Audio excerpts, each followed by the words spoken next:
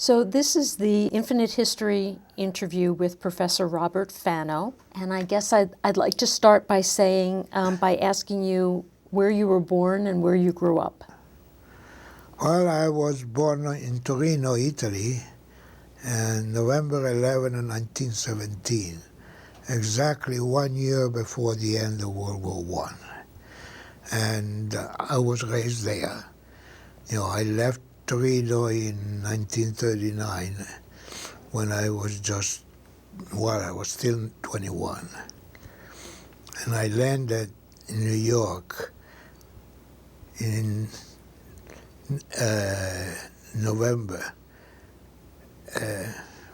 October 39. I'm sorry, I said I left in 39, but not at the end. No. Tell me a little bit about your family. Yeah. Well, my father was a professor of mathematics at the University of Torino. And my mother, she was a paintress, mainly. Yeah. Although she stopped painting when I was, perhaps 5. I remember barely going in the country for her to paint with her and carrying the seat, the folding seat. But then she stopped. I have a lot of painting here, and my family has quite a few, oil paintings. Is there anything about your time in Italy that you think has been influential in terms of your career path? Oh, I will not say that. I always want to be an electrical engineer for a reason that I don't remember. And I also knew that I didn't want to be a professor because spending the day behind the desk, as my father was doing, was not anything that appealed to me at that age. I was right on one and wrong on the other. And will come out why. Where did you do your undergraduate studies? Well, I was for 4 years in the School of Engineering called Politecnico in Torino. But there it was a 5-year program, so I did not finish the degree. It was a broader scope program than common in the United States. But however, the last year was a specialization year, which I didn't do, and so I had to do it here. Yeah, and so what made you decide to come to the United States in 1939? Oh, well, my family is Jewish, and the racist law of Mussolini came out in the first statement. There was a committee that decided there was something called an Italian race, and Jews were not part of it, which was the beginning. That, I think, was something like June 1938. But in November, the laws came out that really put a lot of restriction. And at that point, my family, with the exception of my father, was the time to decide to go. And your father's? Oh, yes. Well, we persuaded my father to move too. Indeed. So you all got out? Oh, we all got out, yes. You were lucky. Well, my older brother and I came here. My father and mother spent the wartime in Switzerland. Then, of course, we got together again after the war. So that's why. And I was, basically there was a family emergency reunion on my birthday, as a matter of fact, November 17 in our country home near Verona. And basically we decided that we had to scramble because the war was coming and God only knows what's going to happen. What brought you to MIT? Well, when I arrived in the United States, I had to decide to finish my education. So I applied to various schools. I didn't apply to MIT at first because I didn't think I had a chance of being admitted. And my sister-in-law, which beside me and my sister-in-law, comes from a family that was very close to my mother, she said, you know, a sure way of not being admitted is not to apply. So I applied. And as a matter of fact, MIT was the first school that replied and admitted me and made the best use of what I had learned in Italy.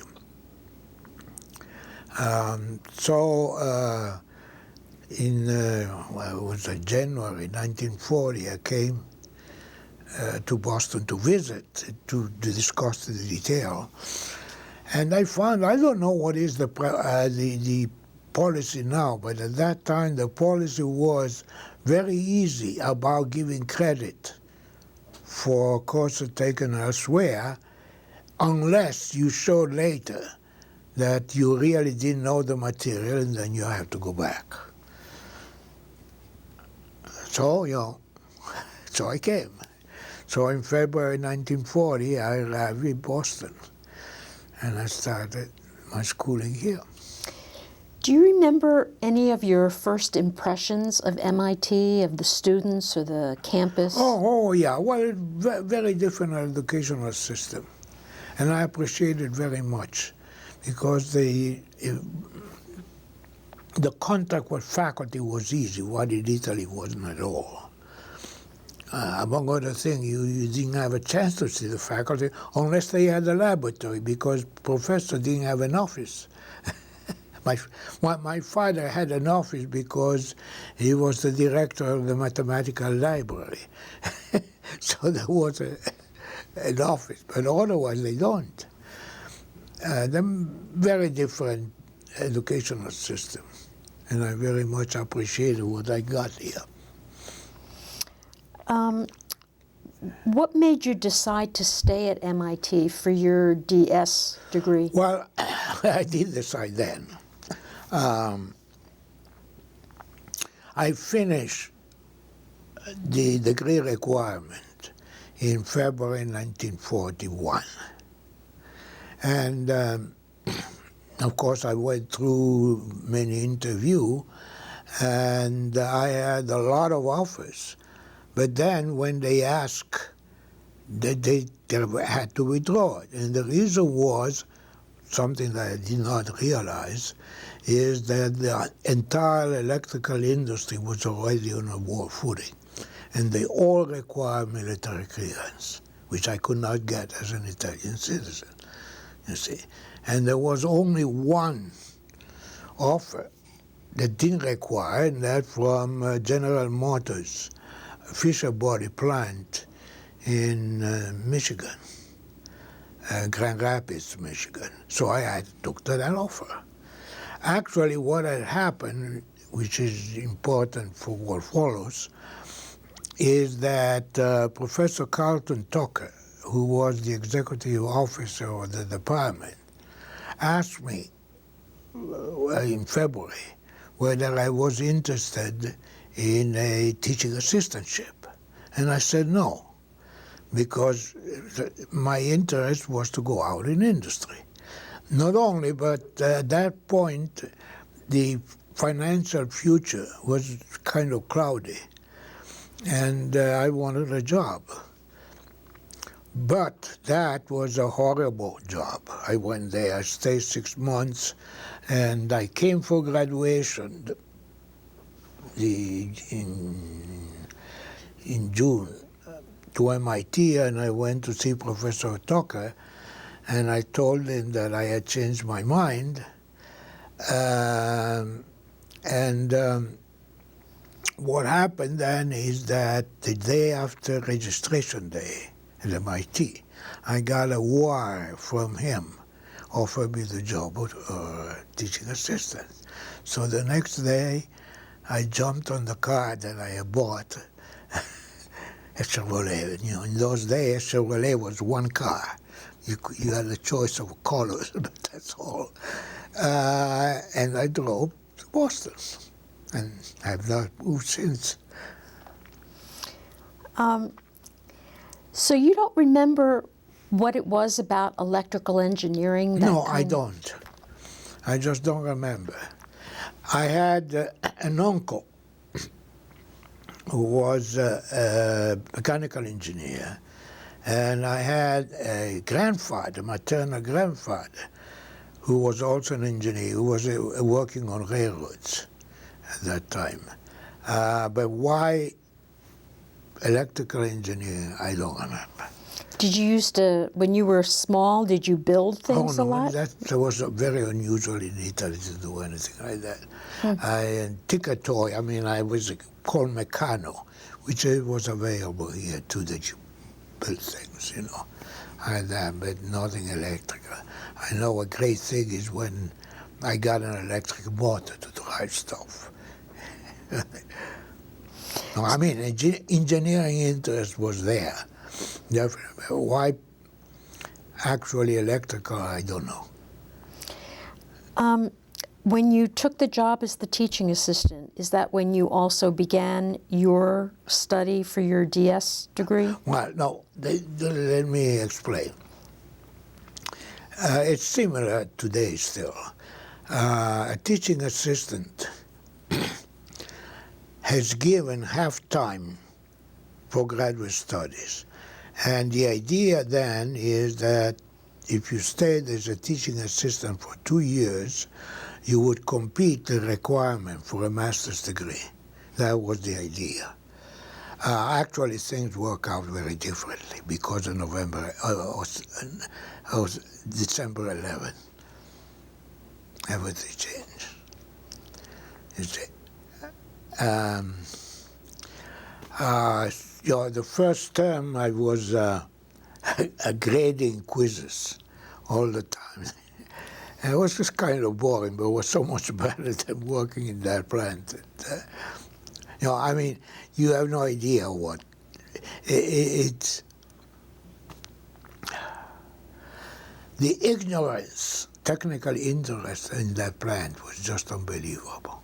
What was your job? What were you doing there? I was supposed to be a student engineer. I was a maintenance man on the welding presses. There was two huge welding presses. And, I rewired the machine, among other things. But there were only 2 graduate engineers, senior, except the people my age. One was the personnel director, and the other one was the chief electrical engineer. And you should have seen his knowledge. It was, I won't go into detail because you wouldn't understand. If I tell you that the whole plant was ungrounded, not grounded, do you know what that means? I know what that means. Okay. And I found out by accident because I was, one day things were not working. And I started making measurements all over to find out what it was, and strange figures of voltage appear everywhere. It's because the whole electrical system was floating. I can go on, but I won't bother you with that. So basically I got back because of that. And the first term was sort of boring. The second term, I was given an assignment to be the laboratory instructor in the measurement laboratory. And that was a very interesting. One good thing, I was very lucky to have some very bright students. And one of them was Dick Adler, who became a professor here as well, a personal friend. And unfortunately died rather young because he was hit by a car in Concord, jog in the morning. At that time, he was associate department head in my department. And then there were the Linville twins that went to Stanford. You know, we kind of filled the faculty of Stanford with our students. I don't think they'd probably want to admit that. Yeah, why? Well, they probably would prefer to think that they're training their own. No, I mean they got their doctorate here. That's what I mean. Eventually, and so did Dick. Well, I mean the head of the electrical engineering department at Stanford got his doctorate at MIT also, way back. So. So that was my second term here. But by then we were at war. And what happened, which was very interesting and useful to me in a sense, a lot of the faculty left for war work here and there. So I and other teaching assistants were given teaching duties that were unheard of. The first teaching duty was for, what was it? Electronics for communication engineer, for communication. Well, I was given a chance the preceding term to listen to the classes, so I knew what it was, you see. But after that, I was given an assignment to things that I never taught before. Oh, yeah.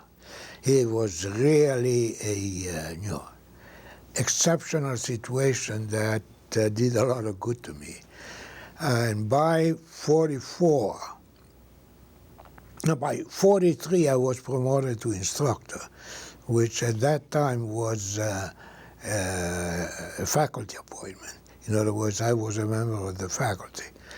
As a matter of fact, I well remember as a member of the faculty when Jim Killian became president. And then that year, I was called in by my mentor, Ernie Gilman, and said, how about teaching a course on microwaves and antenna next year? And I said, well, I'm interested in that subject, but I know nothing, he said. So he gave me the story of how he became involved in circuit theory. So after that, I had to say, okay. So I did it. It was, I taught all sorts of courses. But net the result was that I didn't have any time to do studying, to take classes. So I never got a master's degree as a result. But you got a DS? Oh, later on. Later on. Yeah. Let's see. The, well, it came in 1944. You see, Italy was out of the war. And I could get the military clearance. And that's when I went to the radiation laboratory. So can you tell me a little bit about the work at the radiation laboratory? Well, I was what they call a microwave plumber. I was designing microwave components. That was, and I designed various there. Well, that was also a great opportunity. Among other things, I got to know, the radiation laboratory was full of physicists. Now, whether the fact that my older brother, 5 years older than me, was a physicist, I probably helped him, and I got to know a lot of them. It was a very good experience there. How did you come to get interested in information theory? Well, that's another story. That comes later. Well, you see, the radiation laboratory essentially started demobilizing right at the end of the war. But I was writing a chapter, actually 2 chapters, together with somebody else, one of the radiation laboratory books. So I worked on that until spring 46. And then I was appointed research associate in the department and became again a graduate student. And at the same time, I started teaching my old graduate course. Yeah, and that was in April 46. So you see, the radiation laboratory, most of the work that I was doing was trying to design component and broadband. I don't know whether you know what I mean by it. You know? Yeah, okay. And the question came to my mind all the time, is there a limit to doing that? Or, you know, and so I picked that as probably my doctoral thesis. Well, it was not in microwave, but in generally lump element circuits. That was in April 46, and I got nowhere until close to Christmas. And then when I was walking from my apartment on Beacon Street to Back Bay to go for Christmas at my brother's, I saw the light. And then was a matter of doing some work, and that was my thesis done. So what was the idea that came to you? Oh, that's very tricky. I won't go into that. It was in a particular situation in which the problem was solved by what is his name? Dr. Good Lord. Bell Laboratory.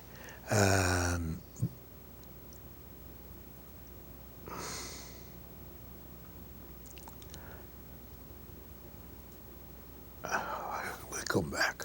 You see, that's what happened to me.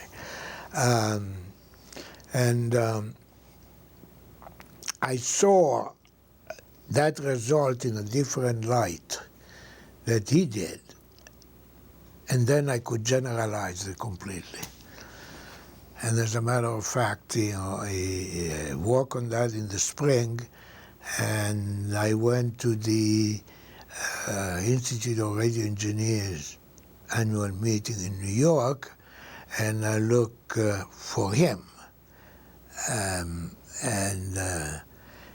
The name will come, and asked him whether he had done any more. I had lunch with him, whether he had done more work on that line, and he said no, and he offered me a job. So that when really the big decision of my life took place. I had an offer from the laboratory in what was called the mathematics group, where the intellectually was the top group in the Bell Telephone Laboratory, and an offer from the department at MIT. And by then, I had kind of come to realize that teaching and research went very well together, so I stayed here. Can you talk to me about how you wound up from making that transition sort of after the radiation laboratory to Lincoln Laboratory? Why I was involved in Lincoln Laboratory? Well, it's because well, to start with, there was some very great concern about defense, air defense.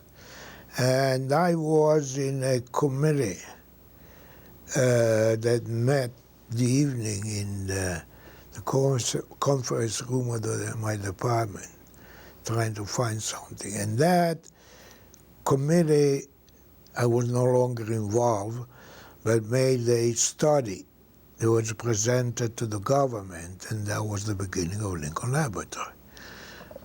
I was a member of RLE at that time. You know what I mean? Mm-hmm. Yeah. And as a matter of fact, what happened is Building 22 of the radiation laboratory was renovated to house the beginning of Lincoln Laboratory. And I was head of one group. I mean, I was interested in radar, and actually I did a piece of work that was unknown for quite a while, was I made a total analysis of the behavior of a radar if the detection was synchronous. And there was a report of Lincoln Laboratory, which was classified secret, so I couldn't publish it. I was head of that group. But then Lincoln Laboratory moved out, and it was possible to teach at the same time as working there. So I quit. Well, but that group continued, and a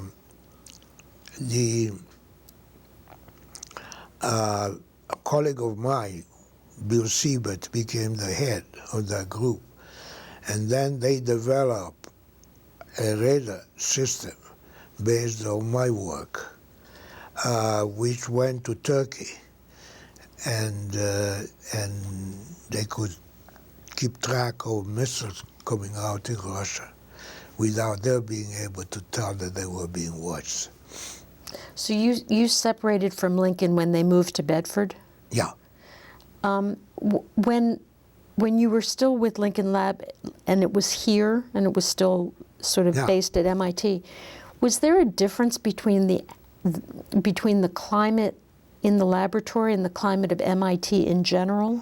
No. No, they had the same sort of culture? Essentially what it was at that point was kind of military classified part of the Research Laboratory of Electronics. And that part became part of Lincoln Laboratory. Okay. You see. So it was no big transition. And I had two offices, one in Building 22 and another in Building 10. So I guess that sort of brings us to Project Mac. Oh, there is a lot before that. Fill me in. A lot before that. Okay. The whole information theory. Oh, right, yes, which... Well, you see, once you get the doctorate, you have to start thinking of what you're going to do after that. Because I wanted to get out of, from the, what you call the shadow of my mentor and be on my own. So I was looking for ideas. And at that time, the big story was cybernetics. And what's his name now? You see?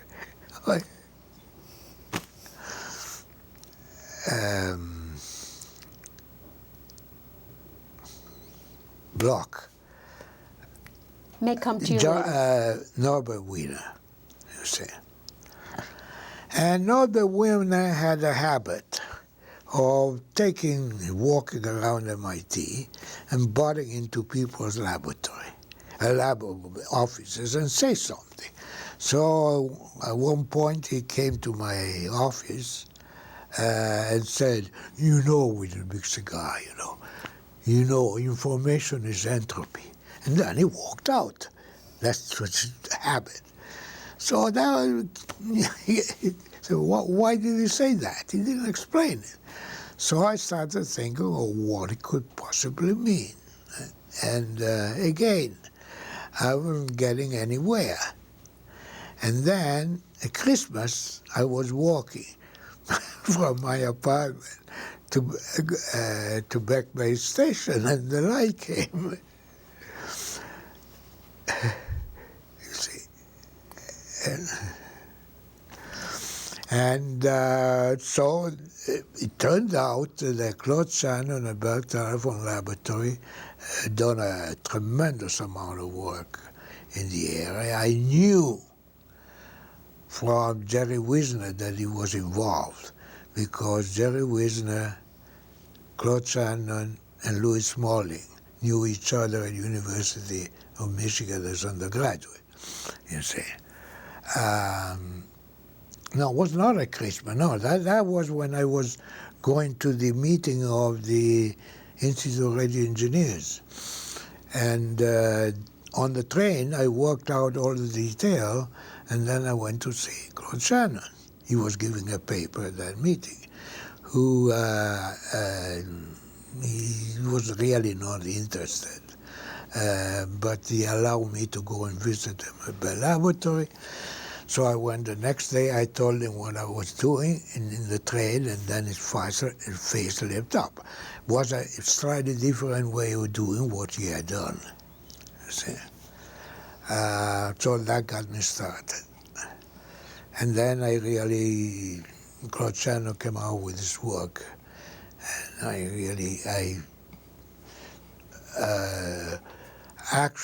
wrote an RLE paper on the work that I had done, and I wrote it because Claude Shannon wanted to quote me, so I had to give him something. I had to get the report number, but I wrote something more there, and then I got interested in the whole thing, and in 1950 I started a course on that. And I taught that graduate course until 61. And then I switched. So how did you wind up getting from information theory to Project Mac? Well, it's a complicated story. First of all, 1961 was a critical year for me, because almost everything that I was doing came to an end.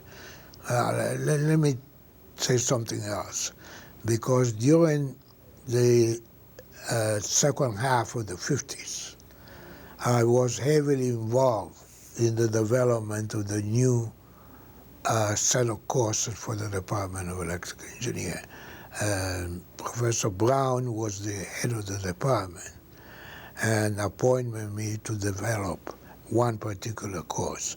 So I was really, one term I was teaching that undergraduate course, and the other term I was teaching information theory, and I was writing a book on both. And by 1961, almost at the same time, the two books came out. So I had finished, you see.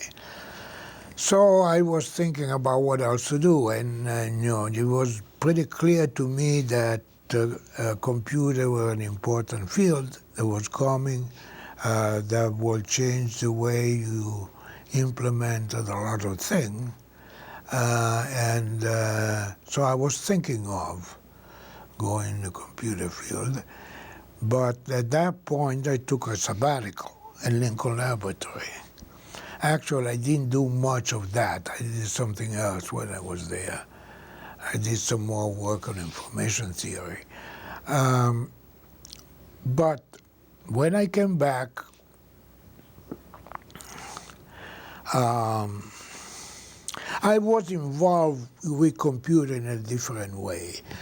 The MIT had a problem to solve, namely the computation facilities that were available courtesy of IBM were insufficient. and something had to be done. So a committee had been appointed to try to do something about it. And I was a member, there were 3 of us, including Professor Morse, who was the head of the Computation Center. So I was getting involved with computer in a sense. But that something happened, and this is a long, complicated story. You know the name Licklider? From my research, yes. Yes, okay. Lick, as it was all known, had come up with a vision, really, and wrote a paper on online use of computers in science. And at the same time, ARPA was looking for somebody to head a piece of ARPA which involved, among other things, computers. And they interviewed him. And he kind of really impressed the people at ARPA. They wanted very much to get him. And among other things, at that time, Eugene Fubini was Assistant Secretary of Defense, an old friend of mine from Italy. His son wrote a book about him recently. And Licklider went to Washington. So he started beating the drums about computers, and among other places came to MIT. Now, Professor Corbateau, who is now my office mate and friend, had developed a time-sharing system capable of providing simultaneously opportunity for various people to work online on a computer, you see. And by then I was familiar with that work. Now, it was very clear that Licklider wants very much to start a big project at MIT. And there was no computer person old enough that to be given the responsibility to do it. And I felt very strongly that it should be done. So I said, if nobody wants to do it, I'll do it. So that's how I got involved. This in the fall '62. While there was more, there was a big meeting in Virginia having to do with computer that I attended, and Licklider was there. I attended for other reasons. I was chairing a session on communication. And on the way back, we talked a lot, and he sold me on it. And it went very fast. That was the day before Thanksgiving. And on Thanksgiving Day, I kept pacing in the house, and eventually I decided I'm going to do it. And the next day, I had an appointment with the provost having to do with something else. And I told him that I was thinking of doing that. And I said, what do you think? And he said, go ahead. So that was a Friday, because Friday after Thanksgiving was a working day at that time.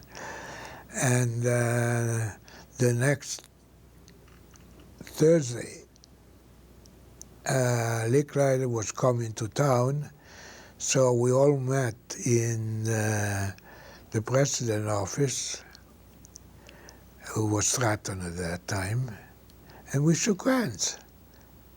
And that was it. And that's the beginning of Project Mac. Well, it's not that easy. it was a gentleman's agreement, you know. We're going to do it. Then, of course, I had to write a proposal, which I did. And in January, that proposal went to Washington. And all sorts of things had to be done. And Licklider wanted to start the whole thing with a summer study, which had to be organized. And so was that on July 1st.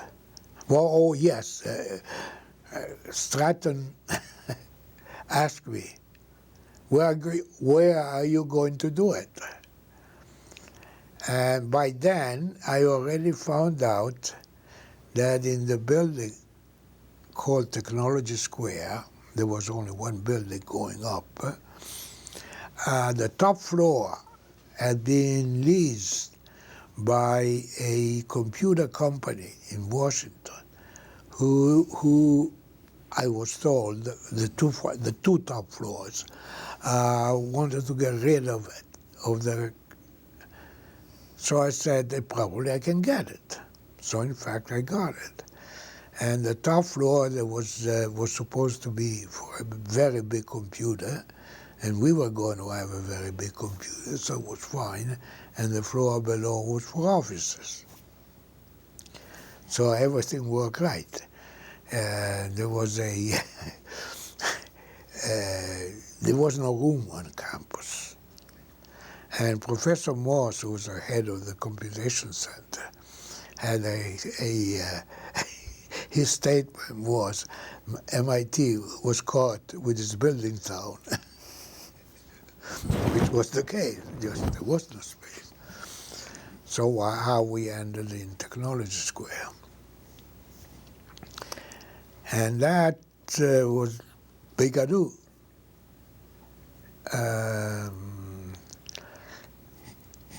We had our own computer system operating the system that Corby for short had developed in the computation center, and that became famous. And I had, I don't know how many visitors and reporters and all sorts of things.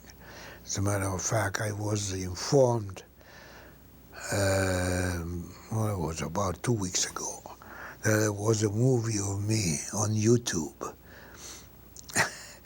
I don't remember doing it. It was probably done in the late 1964, after the news outlet had learned about Project Mac. But you see, at that time, it was something completely unthought of. Well, no one at that time sort of understood where computers were going. Yeah, I mean, the idea of people using a computer online was completely new, see, and what you could do with it. For instance, the contracting officer in the government for Project Mac was not ARPA. ARPA pushed the money around. Was the Office on Naval Research. And the head contracting man came to visit Project Mac. And we sat in front of a computer on a typewriter. And he was so stunned by it that he gave some additional money to develop a system for him to use. Yeah, this was the situation. Oh, I went all over the United States and abroad demonstrating that capability. Then there was the real big system. There was a design called Multics. There was design in collaboration with Bell Telephone Laboratory and General Electric, which took a lot longer than expected. Yeah, I have a note that there was an expression called "build things the Multics way." Can you explain I that? don't know. That's not an expression that I know. Oh, okay. So what is the story about Multics? Well, I mean, it was a big enterprise to do it. A huge system and very difficult to design and to implement, and it worked well. What was its purpose? It was a time-sharing system, much more powerful than the original one. The original one was an IBM 7094, which was not a very powerful computer. It was old.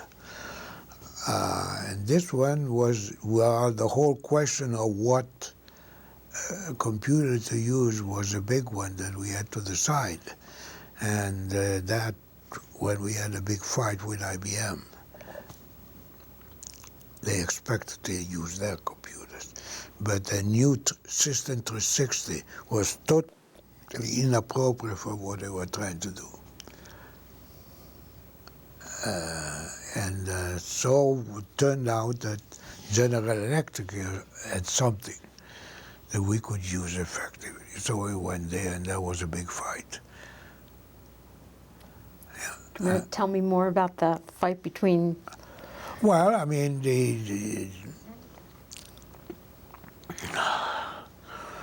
I informed high up at IBM right away what we were doing and what our intention. And they didn't take us seriously.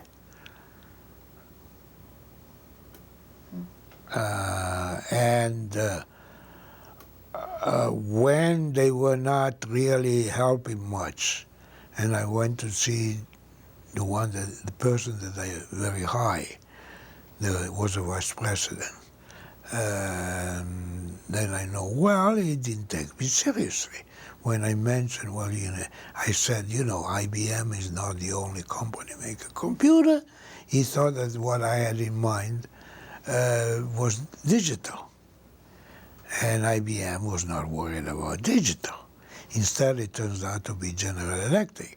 And IBM was very worried was the only company that could compete with them. So they hit the ceiling. They ran to J. Stratton. But you didn't wind up getting what you needed from them. I did. They couldn't provide what I wanted. They couldn't provide it. Just the whole design was wrong. And they tried afterwards to have a particular system by modifying the 360 that could be used for Lincoln Laboratory.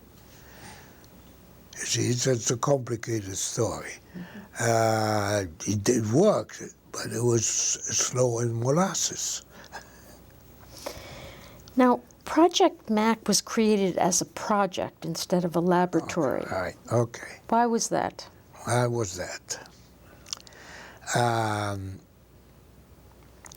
At MIT, faculty was in department, and most of them in a laboratory. And you couldn't be in two laboratories. That was not the right thing. You see. So in order to get lots of people involved, I had to use a word other than laboratory. Project, that's what it goes. And that made it possible, the participation of a heck of a lot of people. Actually, what I did, I supported the laboratory in which they were working, so they could work with us, However, at a certain point, from the very beginning, let me go back a bit. What I wanted to do was not just what ARPA wanted me to do. I felt that computer science was going to be a very important thing. And I wanted to take that opportunity to start building computer science at MIT. That was my goal, including the educational part, not just the research part. You see.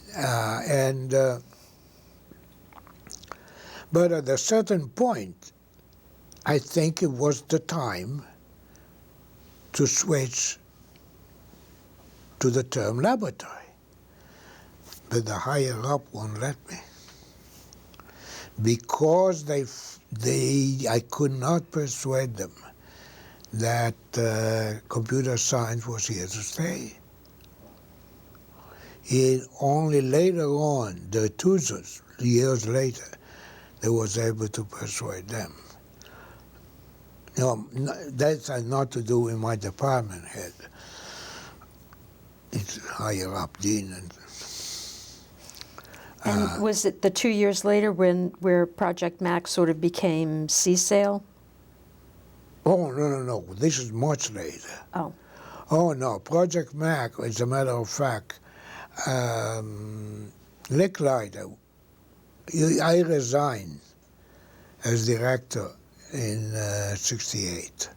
I'm not interested in management. I've never. I did it because it had to be done.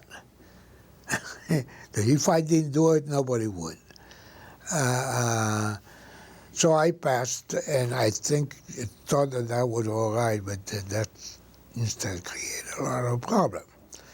And I don't know what happened, but it got into a fight with, what was with, name. Names are hard.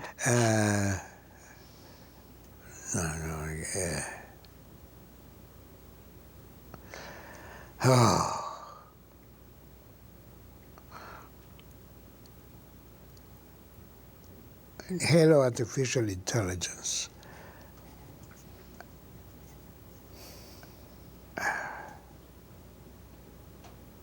It's a friend of mine, and that's what happened. Again, we'll get. And they got in an argument. I don't know about what, because artificial intelligence was part of Project Mac, and the whole thing went to they wanted to split. And it went up to the provost to approve the split, and Licklider resigned. It was a very unpleasant thing.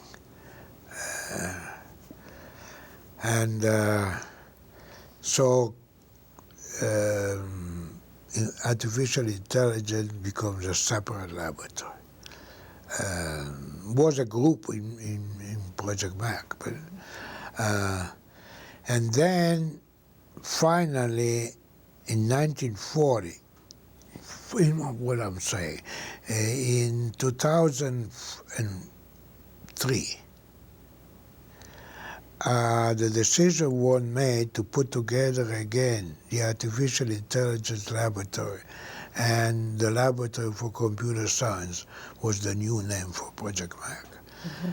So they merged into the CSAIL. And so they started together, separated, and then came back together. And it was kind of a nice thing, because this was July 1st, 1903. You see, which was the 40th anniversary of the founding of Project Mac, and it was also the birth of the new laboratory putting together. And there was a big cake with the name, and the director of Project Mac, the former director, me, and the director of, the new director of CSAIL, we cut the cake together. So during these years, this was a very good time for federal funding for research, wasn't it? Well, at the time that Project Mac was formed, it was a very good time. Licklider had plenty of money. Basically, our budget, which is quite large, was $3 million a year, with 2 years ahead. So it was a very, very good funding.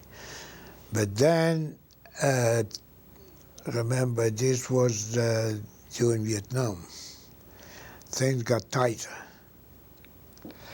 And ARPA started being less favorable. I mean, this is after I was no longer director. And not only, but while the contract with Project MAC was really open in terms of research, in other words, I was presenting a proposal, but it was a general thing with not much detail. Later they want to work on specific things that they wanted. So it became tougher. And I don't know what's today. It's not very easy now. So at the when you initially were getting federal funds for research, am I correct that you had a lot of control over what you did? But as the years went by? They started being picky about working only on certain things. Yeah. Right. You see, when I founded Project MAC, I had very much in mind the organization and funding of the Research Laboratory Electronics, in which I grew up, basically.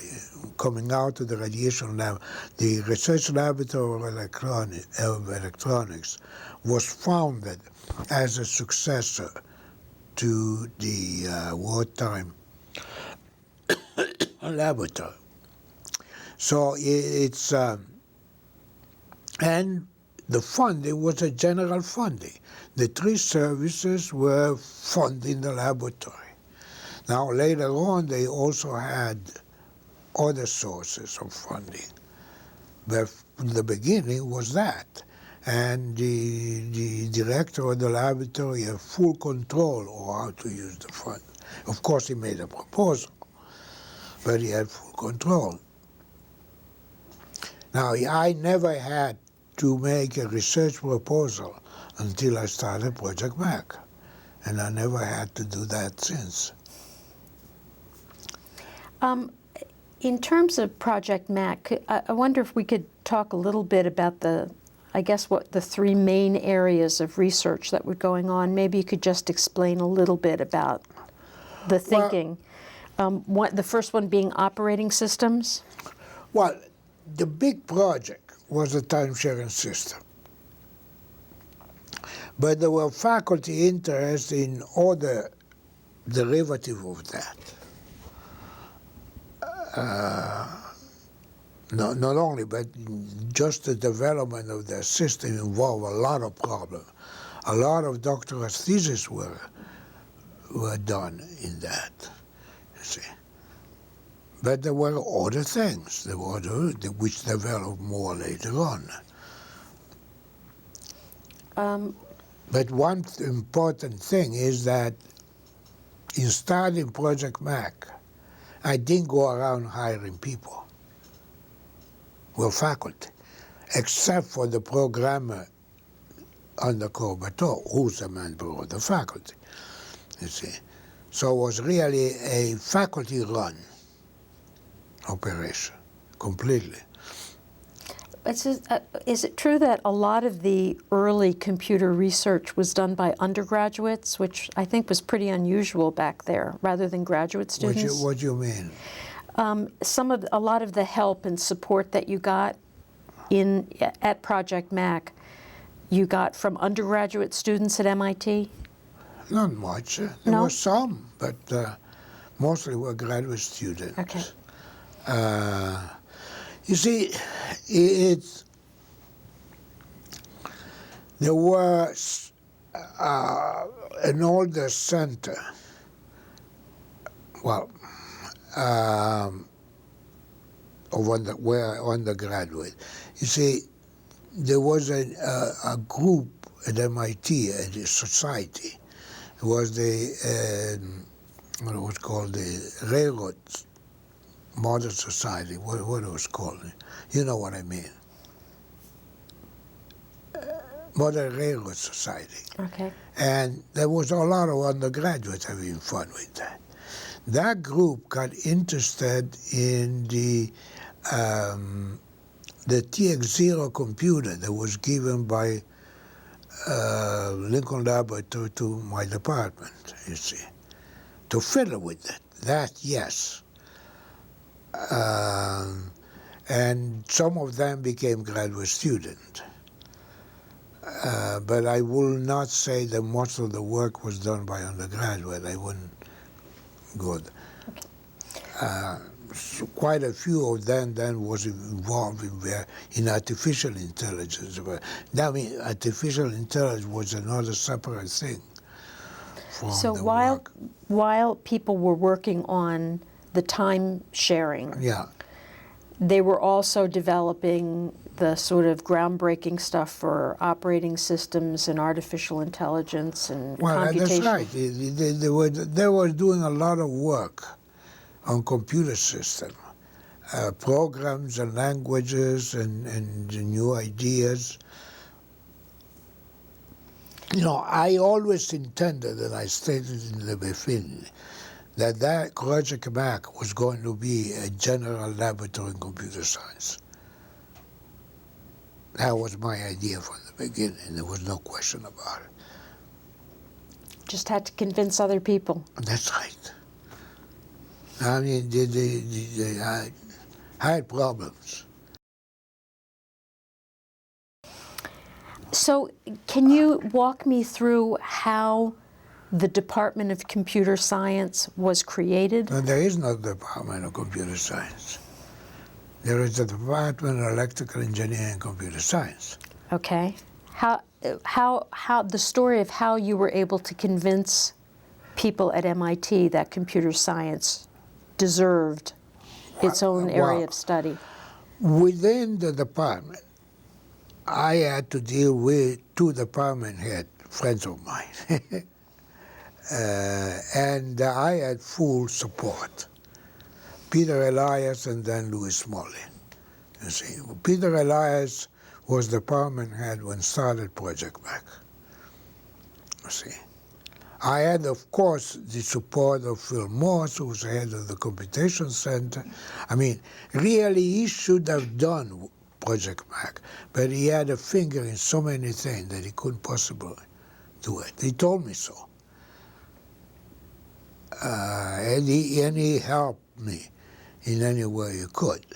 For instance, I created an advisory committee, which was serious, of key people at MIT, starting with the provost and department head and the head of the Sloan School, and to help me because it was really an MIT project. So I needed help, and they gave me a lot of help. Go ahead, tell me about that. Well, I mean, I said a few things, you see. Starting when I was a teaching assistant and instructor, all my time went into the teaching. And I had to learn things. I was called 2 weeks ahead of the student, and they knew it, you see. For instance, when I said I was teaching the course, the first course was electronics for communication.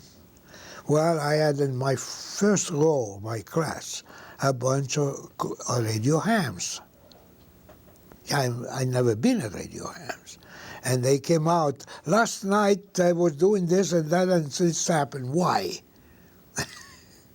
I had to contend with that. I managed. And I taught all sorts of things at that time. Now,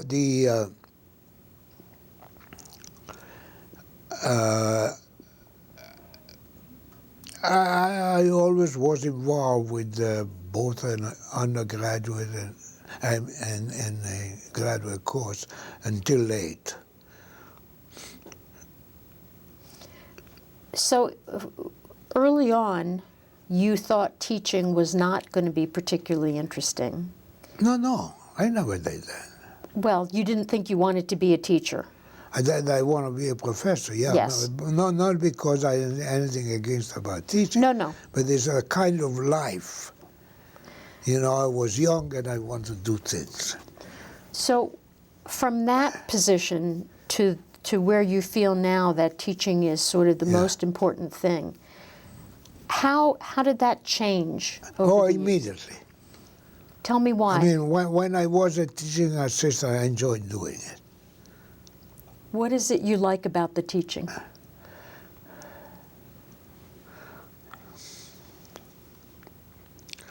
From a personal standpoint, was the effort to clarify things so they can be presented clearly. You see? It's a challenging piece of work, you know. Well, let me tell you something, for instance. I did a lot of writing, books and other things. And there are times, for instance, when I wrote a book, I may spend a whole day on the first page of a chapter. And the reason is because unless you start talking about something from the right point, you can't write well. Your writing becomes all interlocked with but, that, but, no.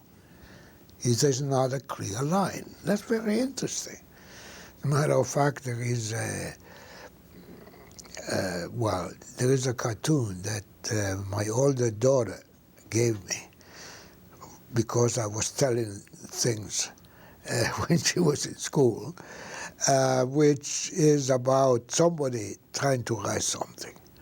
And there is a lot of spring. And then the final thing is the statement, writing in nature's way or telling you how sloppy your thinking is. So basically what I'm trying to say, what is interesting about writing is that it forces you to think through things. And the thinking through has other result. So this textbook that I wrote, well, actually there are two textbooks on electromagnetic theory. The one that I wrote, Is that the theory of microwave filters? no, the book.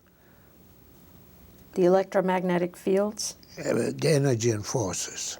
That one I wrote, and is co-authored officially with Chu and Adler. But my name also is in the book that Adler wrote. You probably have listed too. It's just the author. Chu is still in the middle. Because Chu gave me some very important idea. Well, that book was in use for a long time. And translated into a lot of languages? Not that one, no. But it was published in Taiwan. You know what I mean? Yeah. A lot of copies that went out. And the publisher here, Wiley, was pretty mad at that. Yeah. Now, the information theory was translated in Japan, in Russia, and in Germany. Why do you think that one had such international interest? It was the first textbook.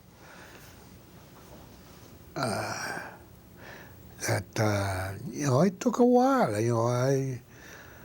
I wrote class notes every year, pretty much, but only in 1960. I just put it all together.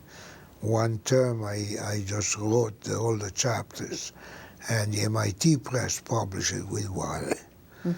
And it was a nice experiment because I was in a hurry to get it out because we needed a textbook.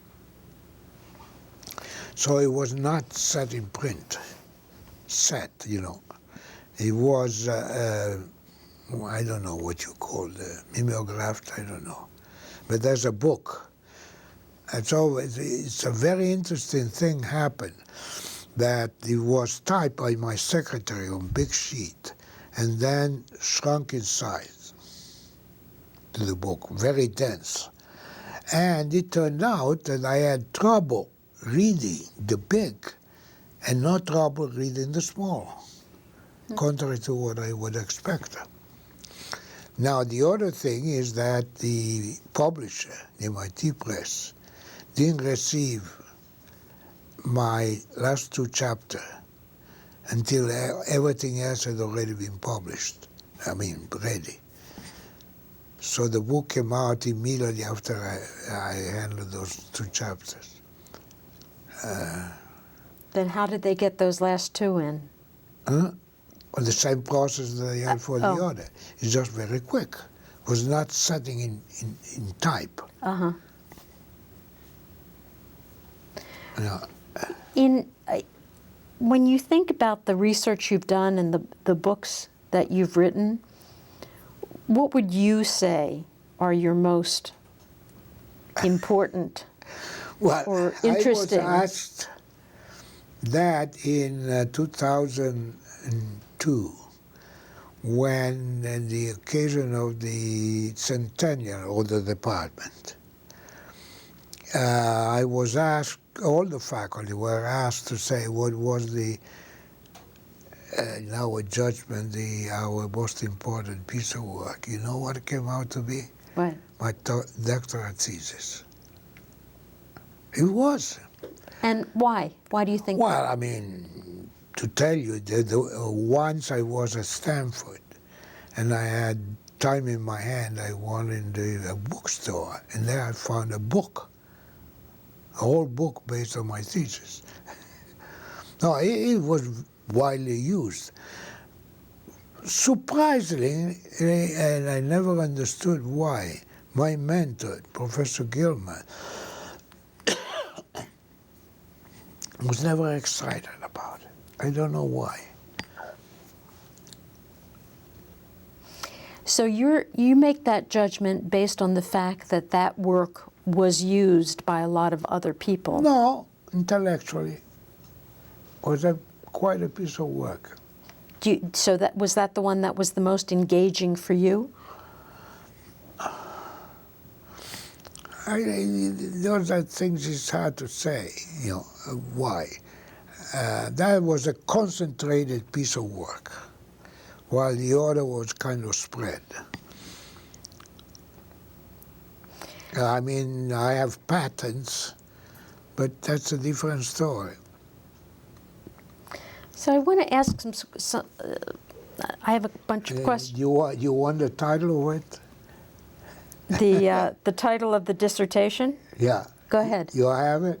I think I do, but not in front of me right this second. Theoretical limitation on the broadband matching of arbitrary impedance. Is long enough for you? Yes. Okay. Yes. Let me ask some questions about MIT specifically. Yeah. What's kept you here for your career? I was happy here. Well, what was it about this particular environment that made you happy? Oh, it's hard to say. You know, I always dealt with nice people. You know, it was a nice environment. And I was a chance of doing pretty much what I wanted. And what I did that was appreciated, so why not? No, I dealt with lots of very nice people. Was the collaboration here of particular importance to you?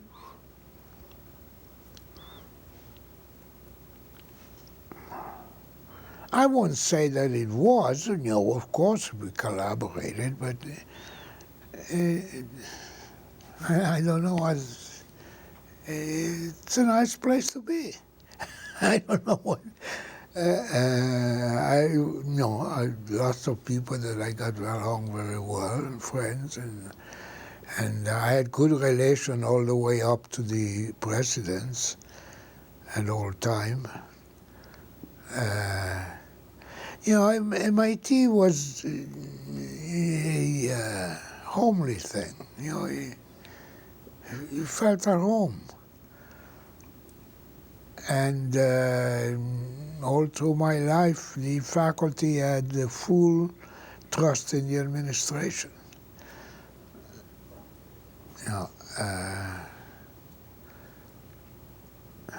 Well, things have changed. How have things changed? Well, I mean, first of all, MIT grew tremendously. I arrived here that MIT was the old building. And everything else, the land, was parking space. So there was a lot of construction, a lot of new things. When I look at my department, what it covered years ago and what it covers now is just unbelievable. So, it's... But there was always a spirit of things were going to be handled right. Have you noticed changes in the students over the time that you've been here? Well, I mean, first of all, you must remember that I retired 25 years ago. Mm-hmm. I don't know what they... Yeah, I gave you my birthday. November, I'll be 92. So, there's a lot of period in which I hang around. I don't do anything. I just come in on Monday because there is a faculty lunch. And sometimes on Friday because there is a seminar created by my colleague and friend Moses. Actually, I gave him his job first. And I hired him way, way back.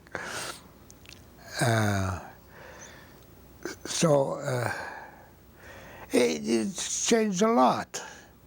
Much, much bigger now. Are there any other ways in which you saw changes? Well, I mean, there are all sorts of changes that goes with it. I am an old guy now. I don't know whether I like that much change, but, that's what it is. I lived at MIT in the era of electrical engineering. And in some extent, I created the computer science here. I hire people, but basically, I was a social department. Did I tell you that? No, we haven't talked about that. All right. Let me add this. You see, as I mentioned before, my interest was to build up computer science at MIT through project management. And I did. At a certain point, when in 1971, there was a fairly sizable number of computer science faculty. And the educational program was on its way, too. And there was a visit of the visiting committee of MIT, of the department. And the practice of the visiting committee is that have a session with faculty, particularly young faculty, with nobody else there. And while apparently faculty in computer science were somewhat unhappy because they felt that there was nobody caring them,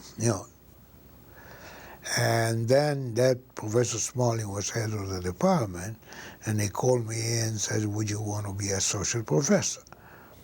associate head of the department for computer science. And I said, sure, but what you have to do is also appoint a corresponding associate department head for the rest of electrical engineering, which he did. So I was from 1971 to 1974 associate department head for computer science. So, I mean, at that time, I wasn't doing much teaching as a result.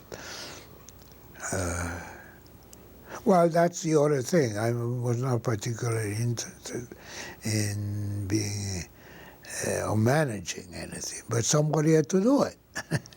You know, and I was obviously the right person. By that time, I was no longer director of Project Mac, but I knew what was going there, and I knew all the faculty. Because most of the faculty I had requested their appointment.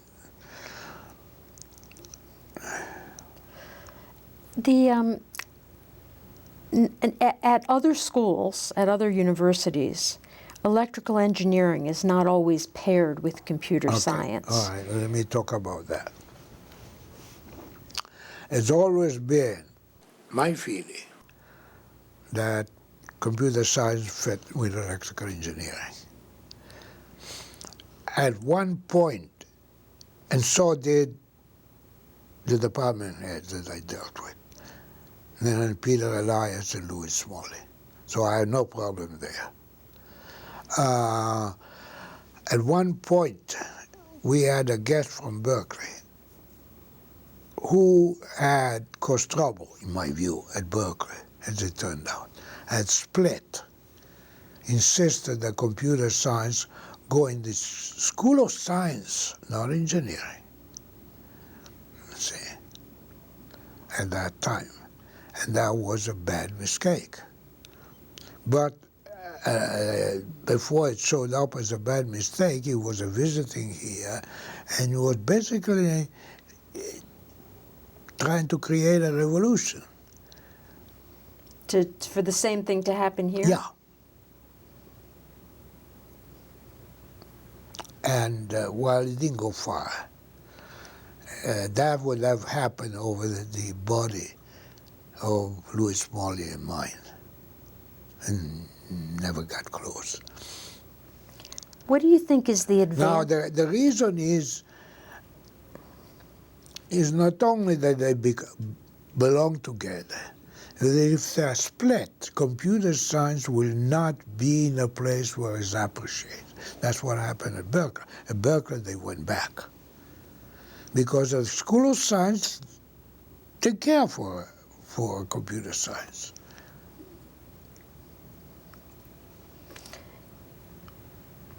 Do you think there's I guess I'm not clear, what's the advantage of keeping the two disciplines together? Okay, let me put it bluntly.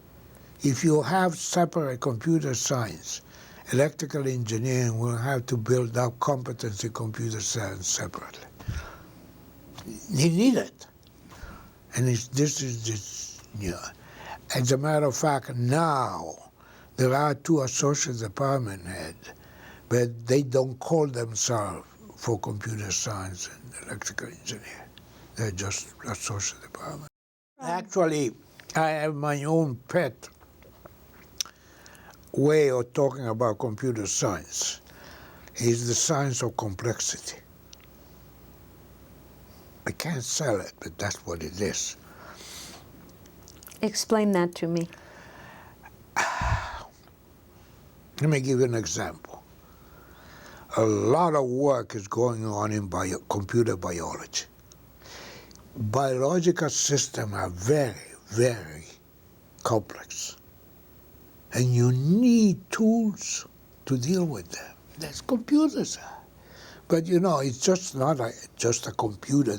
It's the whole ideas behind it. They are the tool, the science of complexity. That's what it is. So it's in that sense that the rest of electrical engineering needs it, because there are complex things to do. See? So if it were separated, you have to create your own competence in the house anyway. So might as well start it that way. At least that has always been my. But I repeat it. There was a time that selling the administration, higher up, that computer science was here to stay was not easy. When you think about not just electrical engineering and computer science at MIT, but when you think about MIT generally, what do you think makes it unique or special?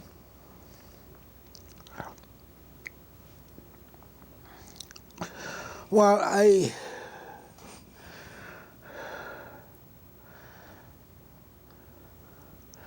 let's say, first of all, we need specialized school like MIT. I think was Jim Killian that coined the phrase. It's a university polarized in science. That's what it is. So it is this, like Caltech. It's the same thing, you see. And we need school of that type that really the whole effort is in that, because they're a very, very important area. Now, MIT, for a variety of reasons, has been top flight for a long time. I mean, I knew about MIT when I was in Italy. And I thought that it was too good for her to admit me. You remember I told you.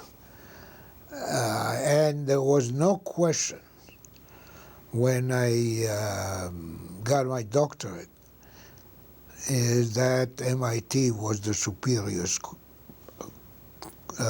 electrical engineering department. It has always been. I hope it will keep by. Do you think by being at MIT that has opened doors for you that maybe wouldn't have been opened if you had been somewhere else? I don't know that. That's hard to say. Yeah, but of course it helped my career because it is MIT. There are opportunities at MIT. I mean, how many School of Engineering will revise totally the undergraduate curriculum? MIT did it. It was a total revision, total emphasis. A set of 7 different courses were developed. Mine was one of them. It can do things. And I don't say that the other cannot, but certainly traditionally MIT has been able to be at the front. When you think about where electrical engineering and computer science might be going in the future, what do you see? Oh, there are all sorts of things. What is big, getting very big, is robotics. The big thing there. And then, while my life was in the center of electrical engineering, but when it blossomed and became very important, we are getting into the center of biology. And there's no question about it. But the department is involved there too. We have faculty there.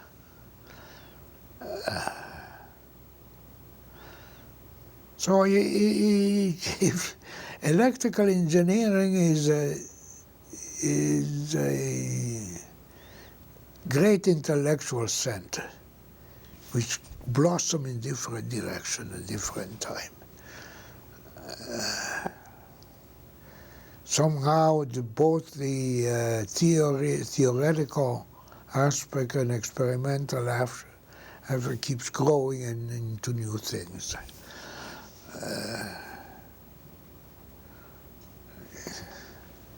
Do you think that, you mentioned that electrical engineering, what used to be taught and then what's taught now is very different? Oh, yeah. Do you see that changing more as you go forward? Oh, yes. You know, the real problem is that all of engineering is too much now. I had an idea that I've been trying to sell, but I'm unable to do that. Is that engineering has to become a professional school, not an undergraduate school. Now, what you need is just too much. What you need is a foundation in science at the undergraduate level, broad foundation in science, and then a professional school or engineering. I tried to sell that for my former president, Chuck West, when he became head of the National Academy of Engineering, but I couldn't. Because that's not something that can happen locally. It has to be a movement over the whole country, and only the academy can manage that. But no go. Not yet. Not yet. Yeah, it has to be. There is too much. And just adding a fifth course, a master's degree is not enough. A doctorate is a different thing. A doctorate is specialized research. And we need that too. But what you need is too much breadth that really should be presented to the student and too little time. So something has to happen. And it's not, you know, I mean, my oldest granddaughter is in the last year of medical school. Well, she has an undergraduate degree and then in the medical school, and that's not the end. And then there are other things. Now she's being interviewed for what they call it, residency. You know, it's a long period. Well, I mean, the idea that you can be an engineer in 4 years doesn't make sense now. So it used to work, but it doesn't work. Not only, but there are other things. You see, in 1982, we had the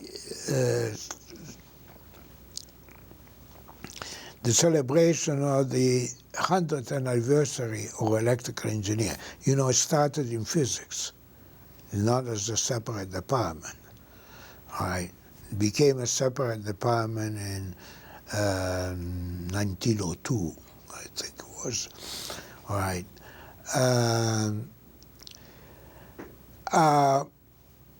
I was asked to chair that enterprise, and I thought it would be nice to have a study to go with that.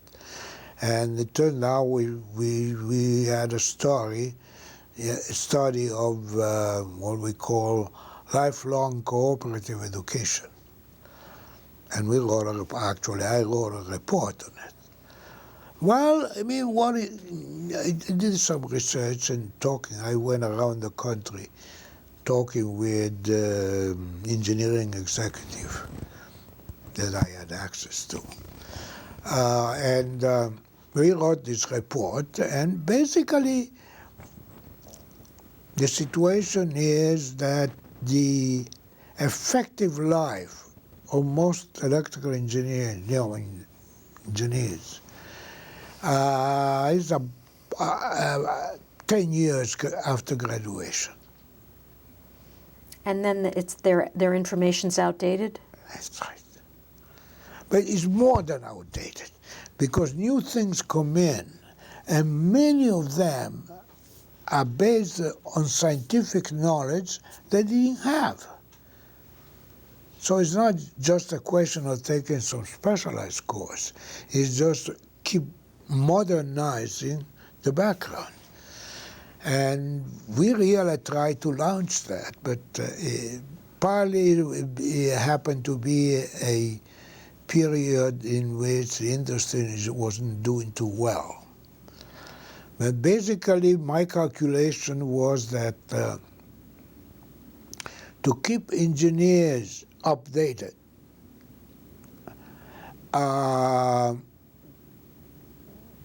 their employers had to allow something like 10% of their time to be devoted. Oh, that's why it didn't work. Huh? That's why it didn't work. I know. Now, but this is not only the engineer, the managers too. And that was not only listening to classes, but teaching them.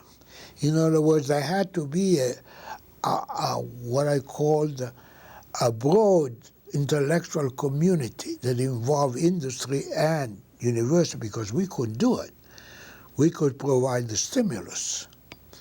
And as a matter of fact, after that, there was a course in computer, the first beginning course in computers, which was used in industry.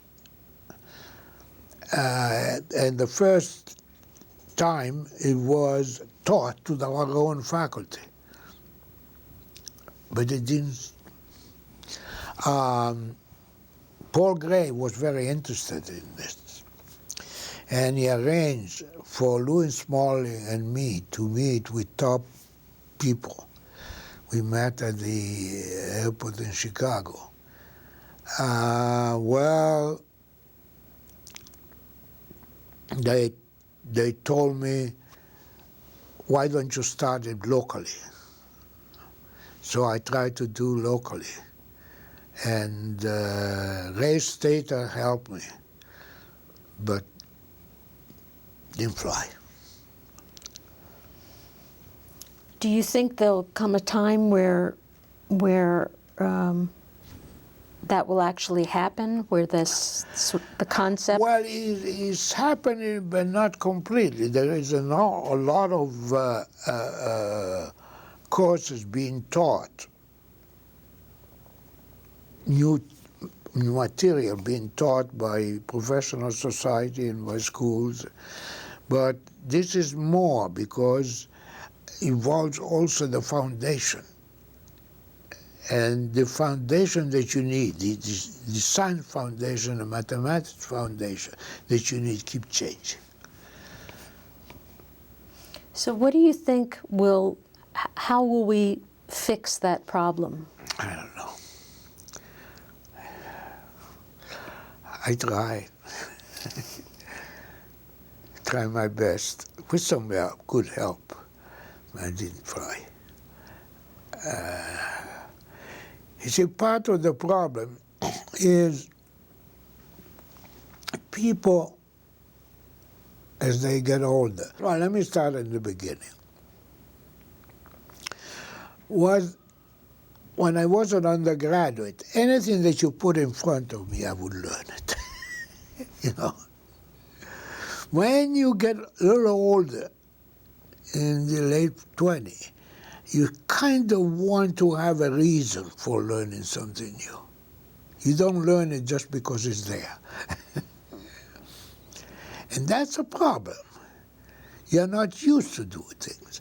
So it is very important to have the education being somewhat of a continuous operation. And the idea is that somebody finishes the degree, goes working in industry, and industry is organized to continue the learning. The people there will teach you because, you know, university faculty can't do that. Too many.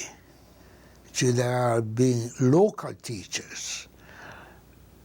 And by teaching also they learn. You know, it's a good idea, but it hasn't been working. I've asked a lot of questions. I'd like to leave a few minutes for us to talk about anything that you think is important that we haven't talked about yet. Oh, now I have to think of one. I mean, particularly if you have any perspectives or impressions about MIT. Well, let me say something, but without getting into it. There are trends at MIT today that I don't like, but I don't want to get into it. Do you want to name them? No. No. Well, I can name you what very broadly. One is the MIT, in some respect, acts like a university, general university, which is not. And that is causing trouble, I think. And there are many things in there. Are you talking about the inclusion of more humanities in the education? No, not the inclusion, it's other matters. But I don't want to get into it. Okay. The other is, let me start with this. The size of the MIT faculty has not changed for decades, 1,000. The number of undergraduate per year has not changed for decades, 1,000, okay? However, there have been lots of things happening at MIT. Well, I'm sorry. The graduate student has grown tremendously. Now, already, how can the faculty handle a lot of graduate students? But then MIT is getting involved in all sorts of things. How can a faculty? The net result that there are a lot of research staff, administrative people, to handle all these activities that MIT is getting involved for money. Are you concerned that the focus on teaching is being lost? The focus is that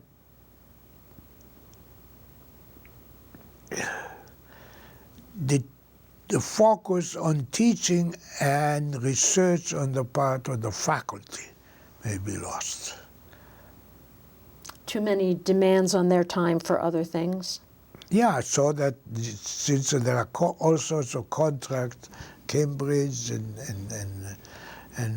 Singapore, and now they're talking France, and there are all sorts of industries that don't want to spend money in their own research laboratory and trying to get MIT to the research for them. I see problems. Is there anything else we haven't talked about?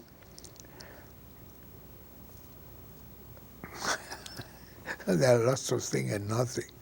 You know. Did you get a good perspective? I think so. I see. But this is also your opportunity if there are comments you want to make. No, I don't. I can talk of the time when I was active. Now I'm inactive, and I don't want to go into that. Okay. I'm a peripheral observer. Well, I devoted my life here, and I'm happy about it. No, I actually taught for 43 years. Well, including the period there was radiation there, but it was short. So, and I think I was properly recognized. I don't have, no, I think my brother and I were one of the few brothers that were both members of the National Academy of Science, which is, it's nice. I probably got into the National Academy of Engineering, and but I think I got into the National Academy of Science because there were a lot of physicists that knew me.